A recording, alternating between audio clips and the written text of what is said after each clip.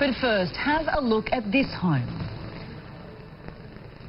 This home and this home. Cracked and crumbling as the drought takes its toll on suburbia. But there's one housing estate where every home is literally being swallowed up. The buildings are sinking because a greedy developer has created his own man-made drought. Graham Butler investigates. It's sad, it makes me sick, it makes me angry. Just heartache. My mum sits there and cries when she looks at the backyard. You know, can't even use her own backyard. Someone's got to take responsibility for it.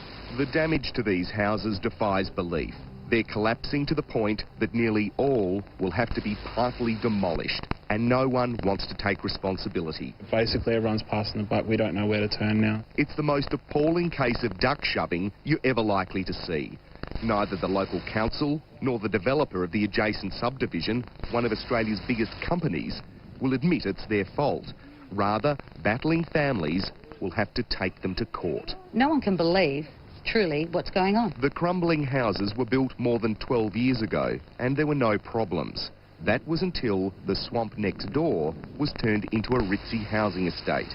The owners of the cracked houses say when dewatering of the swamp began, their trouble started. The trigger in this case is the development of Rosalie behind us, more specifically a drain that they put in to suck the water out of the land for reclamation next door behind us. Engineers' reports commissioned by the owners of the cracking houses revealed deep under them was a peat bed. When the water was drained, the peat dried out and the houses started collapsing. Basically hoping that the house is not going to fall down by putting some pieces of wood and some metal in there, I guess, in the gaps. Sam Zaharovic lives with his parents at the family home. They can't afford the massive repairs and have little hope of funding a massive legal case. We've probably wasted about $20,000 on lawyers and technical reports. Sharon Itzio's backyard pool has cracked and she can no longer use the yard. It's been such a gut-wrenching thing to feel that no one wants to know and no one wants to help. And this is our home, our life, you know, we live here. We couldn't even sell the houses. No one could along here. 3 years ago, this was a brand new swimming pool. Today, it's pretty well useless. But it does give us an idea of what's happening under the other houses. This crack runs from here right through the back of the houses that are now falling apart.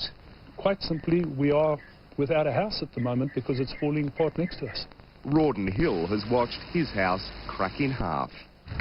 Graham, over here we can see the effect of the subsidence, the wall pulling away from the slab. The City of Stirling will not take any responsibility for the cracking, even though it was aware of the problems the dewatering was causing as far back as 2004. It was also responsible for signing off on geotechnical reports of the new development. They are the custodians of development. And they're the regulators of this development, and therefore one would have thought that ultimately the buck stops with them. But the City of Stirling made sure the buck didn't stop with them. When considering modifications to the development in 2004, it insisted the developer indemnify the city against any possible claims resulting from the disturbance of the land. The developer of the Rosalie estate is W.R. Carpenter, part of the Griffin Group of companies, a multi-million-dollar business empire with interests in coal mining, aviation and property.